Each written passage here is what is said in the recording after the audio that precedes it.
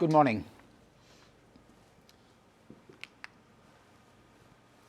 This is what I'm going to talk about, a little bit about me, and then I want to, before I get into the subject, I want to explain the two different ways of thinking about religion, because these perspectives of the believer and the academic are so different that unless you know which language you're speaking, you have a dialogue of the deaf. I then want to look at the development of Judaism, Christianity and Islam in historical terms. Then there's a section on trying to measure the relationship, how close these three religions are to each other, which I call triangulating the Abrahamic faiths, because my background is I did a degree in mathematics, so it's natural for me to think about things in a geometrical kind of way. And finally, I've got some suggested reading for you as well. So first of all, me. I've been in the UK since I was 2 years old, so I'm now 71. These are a couple of things that I do, and if you want to know more about me, take a look at my website. And also, most of the talks that I give, if I've got them written down or if I've recorded them, they end up on my website. And if the technology works okay today, this talk will also end up on my website as well. So let's go on to thinking about religion. Two totally different ways of looking at it. One is the believer. And I'm a believer, I'm a Muslim. I believe in the existence of God. I can't prove to you that God exists. It's a matter of faith as far as I'm concerned. And I believe that God can do anything. What that means is, in particular, he can reveal the future to people if he wants to reveal the future. He can make miracles happen. And sometimes God has spoken to man. And we've got records of that in our religious texts. And in particular, today we're going to talk about the Old and New Testaments and the Quran. The academic perspective is entirely different. There's no such thing as divine intervention, because to an academic, God is simply a concept that people create, and the academic is interested in how human beings think about God and the stories they tell each other. But the idea that a God exists and does things in the world is out of scope completely from an academic's point of view. Miracles never happen. And if you find a religious text that contains a prophecy, that must mean that the religious text was written after the event happened, because there is no such thing as prophecy. So unless a believer and an academic agree some ground rules for a conversation between them, they'll have a dialogue of the deaf, because they look at God and religion in such totally different ways. And so you always have to be clear when you're talking about religion with anybody else, which perspective are you speaking from? And I'm going to switch over now to the academic perspective entirely. And I want to look at the history. I've coloured blue a small part of the world. It covers Palestine and it covers the northwest part of what is now called Saudi Arabia. And you can see it's pretty small and not very important. It's not rich in agricultural terms, it didn't have lots of people. But from that small place came the religion of virtually the whole world. The important thing about this map is not the bit that's coloured red, it's the rest of it. The bit that's coloured red are the areas that have religions, majority religions, that did not come from the Middle East. The rest of it, Europe, North America, South America, Africa, Australia, Indonesia, the lot, they all follow religions that came from that small, tiny, unimportant place. And in historical terms, that itself is quite a sobering thing to reflect on. And it all begins with Abraham. In my younger days, I read the Bible from cover to cover, and if you haven't done that, I recommend doing it, because that's the only way you really understand something, if you take all of it in from beginning to end.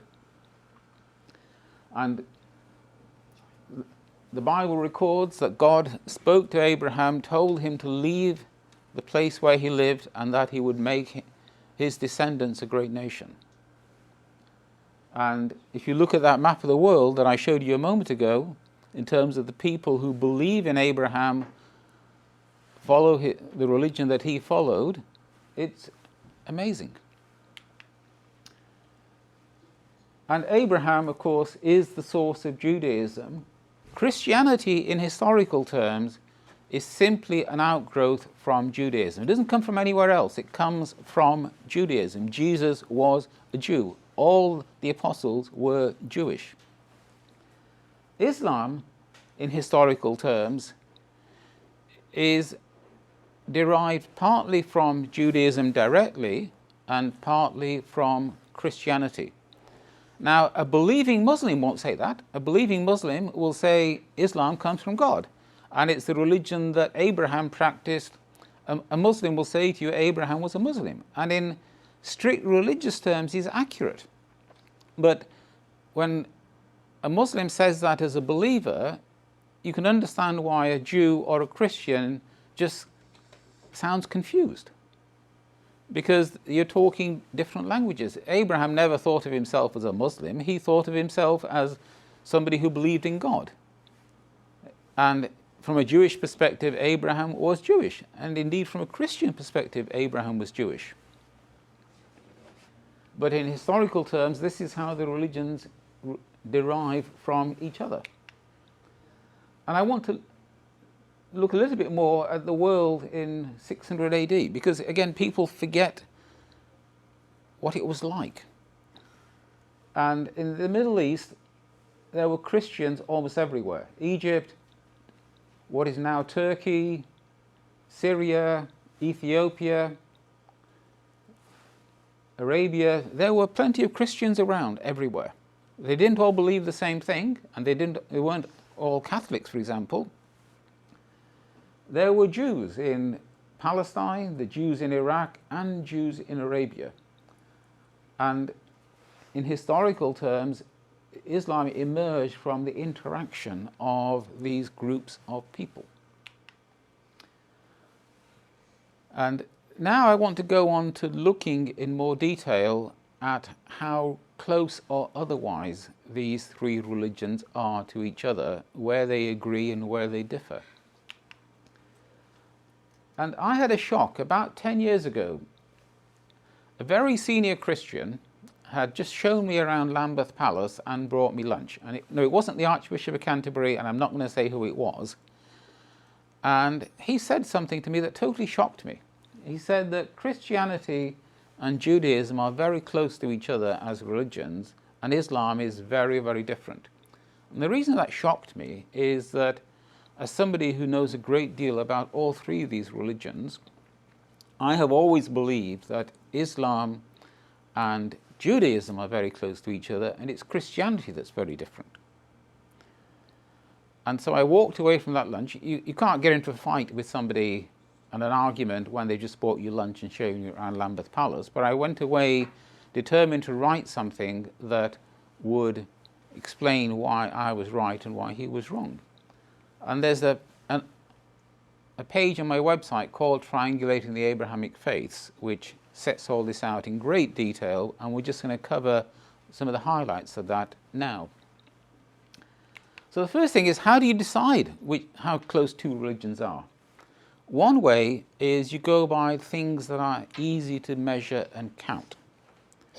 And if you do that, you can understand why my Christian friend thought what he thought. So let's start with the religious texts. The only bit of these three religious texts that Jews believe is what Christians call the Old Testament. The Jews don't call it the Old Testament. They will call it the Holy Scriptures, the Torah, the Nebiim, and the Ketubim, the law, the prophets, and the writings. But those in blue is the Jewish Scriptures. Every Christian in their Bible carries around with them the whole of the Jewish Scriptures, because of course they've got the Old Testament in the Bible, and they've got the new bit, the New Testament, in red. So already you can, but neither Jews nor Christians have anything to do with the Quran. So already you can see where this guy's thinking came from. The Quran, as far as overlapping text is concerned, is a completely separate text, even though it contains some of the stories that are in the Old Testament and some of what's in the New Testament. Again, when you look at prophets, I've listed here just a few of the prophets named in the Old Testament. And when you get to Christianity, it's easy. You add on one more person, Jesus. Because all the other prophets that are in the Old Testament, since the Old Testament is an integral part of the Bible, they're all there. And when you get to Islam, the Quran mentions some of the prophets that are in the Old Testament. It gives a lot of mention to Jesus, and it mentions some other prophets that are not mentioned at all in the Bible. And likewise, there are various prophets in the Bible, like Malachi, one of my favorite prophets. It's the very last book of the Old Testament as published in Christian Bibles, that don't get a mention in the Quran. So again, you can see why, from my Anglican friend's perspective, he would think that Christianity and Judaism are the two that are close to each other.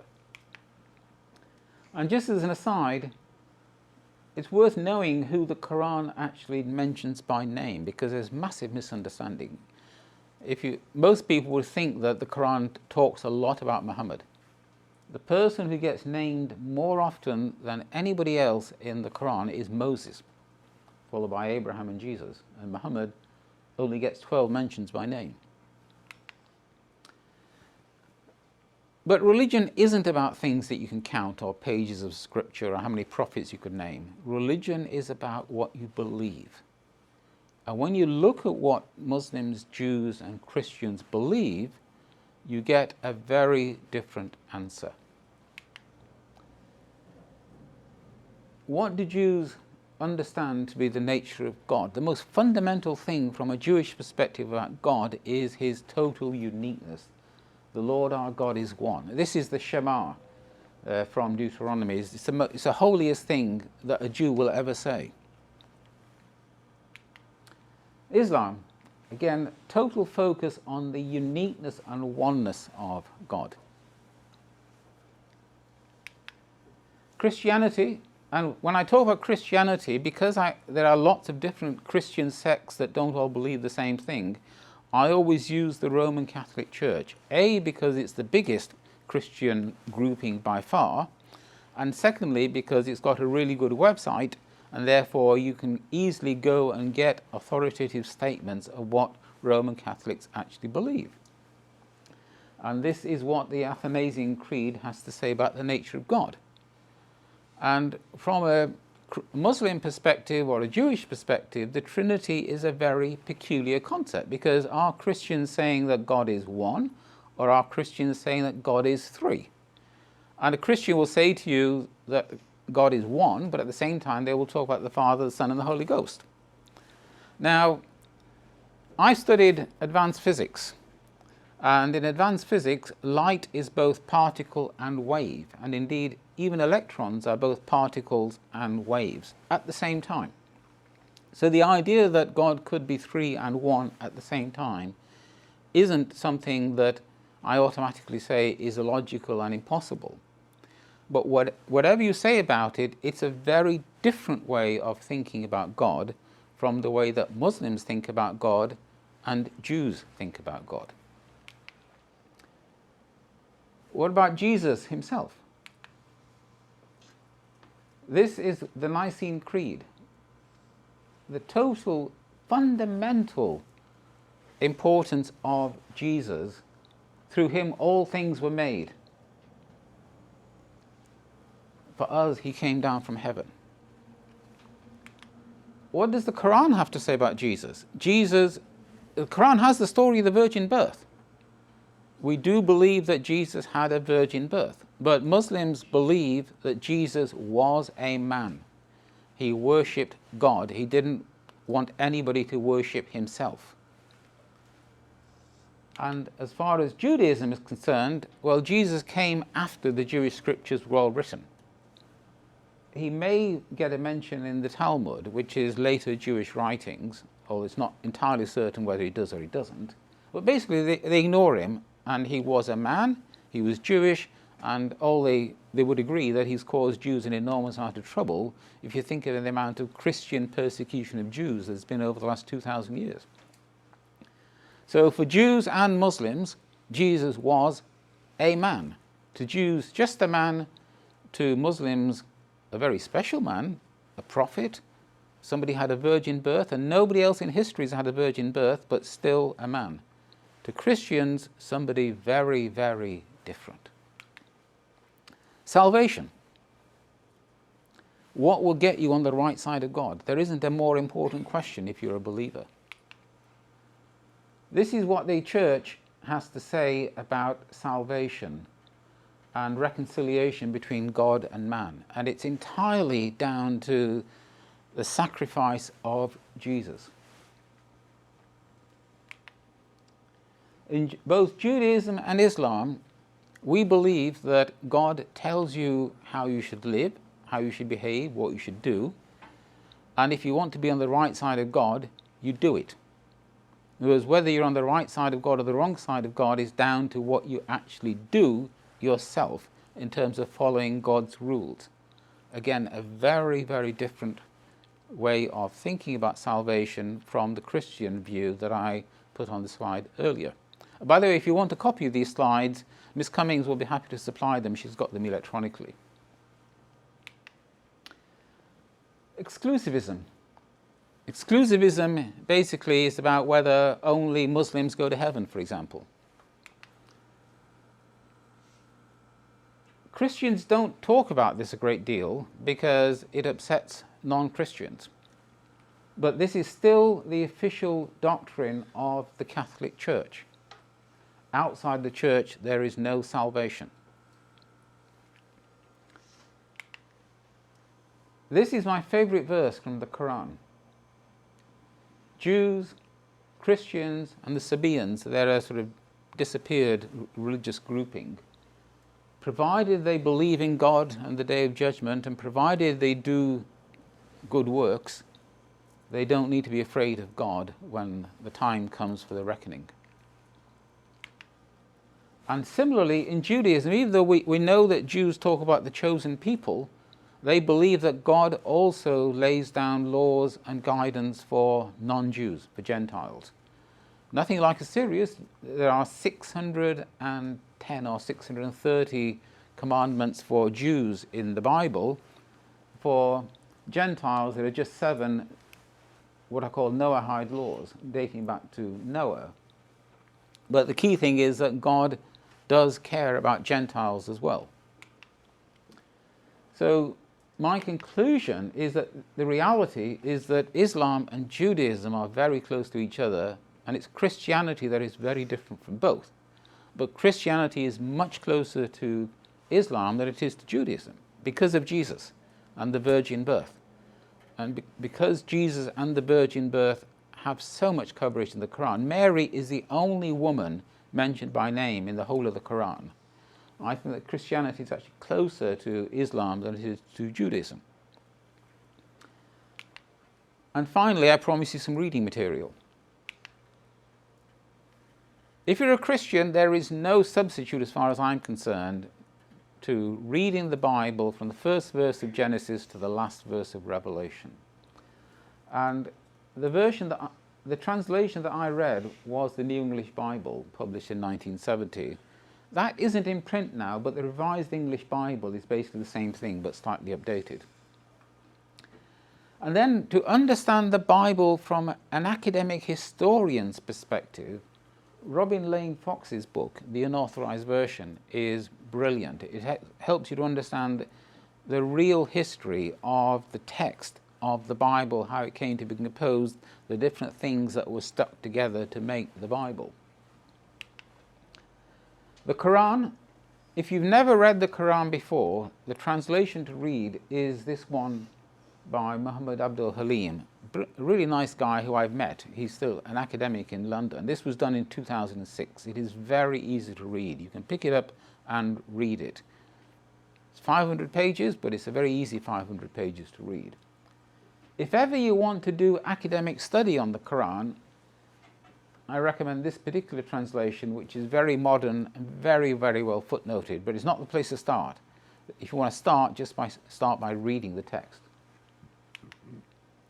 And for Judaism, it's just a book which I read in my early 20s by Herman Wouk, who was an Orthodox American Jew. He was a novelist. He wrote a really famous book called The Cain Mutiny, which was made into quite a famous film about 70 years ago now. And he wrote this book, This Is My God, to explain what it's like to be a Jew.